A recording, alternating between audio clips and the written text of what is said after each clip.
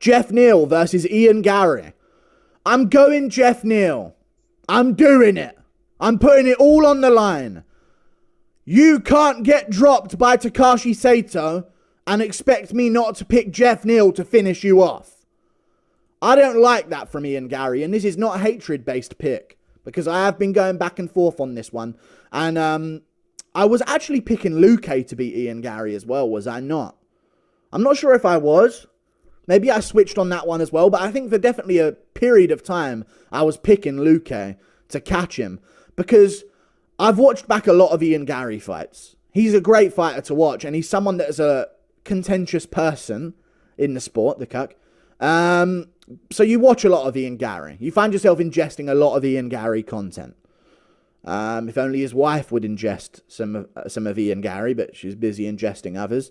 But Ian Garry had a few fights cancelled, was supposed to fight Luque at UFC 296. It got delayed. He's had to restart his fight camp. I just think it's not ideal for him. At the end of the day, I feel bad for him in terms of not his life decisions, but what has happened to his life. Like, he's been outcasted by the MMA community. They're all slandering him now. He's lost all his fans pretty much. There are some, I'm sure, that are rooting for him. But he's now in Brazil. He's had to find a new gym. Not probably settled in there too well. I know they're doing all the high fives and stuff, but he hasn't been there for long. I'd like Geoff Neal here getting this one done. And I know Geoff Neal lost to Neil Magny, but there's different Geoff Neals. And I think when the right challenge comes up, that Geoff Neal knows is going to be a threat and knows is going to be a high risk, high reward, you see the best of him. We saw that against Shavkat Rakhmonov. One sick takedown defense. Geoff Neal decides where this fight goes. I don't think he's going to be shooting takedowns on Ian Garry. It might not harm him. I think he could mix one in, or maybe try and work the clinch against Ian Garry up against a cage.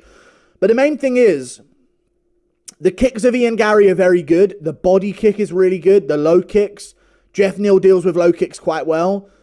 He has a very high guard, so the body kicks are going to be there, but I think he can take them. I think he's tough enough to take a few. The head kick I don't think will be there. Geoff Neal, very high guard, recovers well after getting hurt as well. We've seen him wobbled, and he stays safe.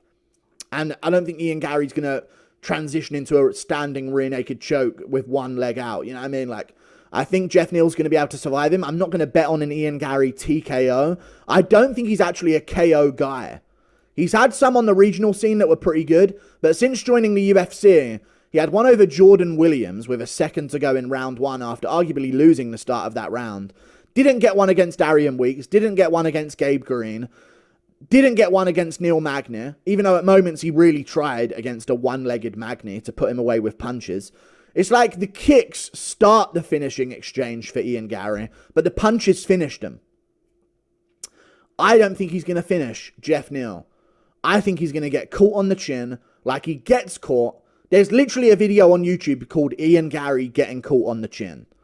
And in every one of his fights, he gets stung because he's a tall, rangy dude, but he's got arms so short for his height.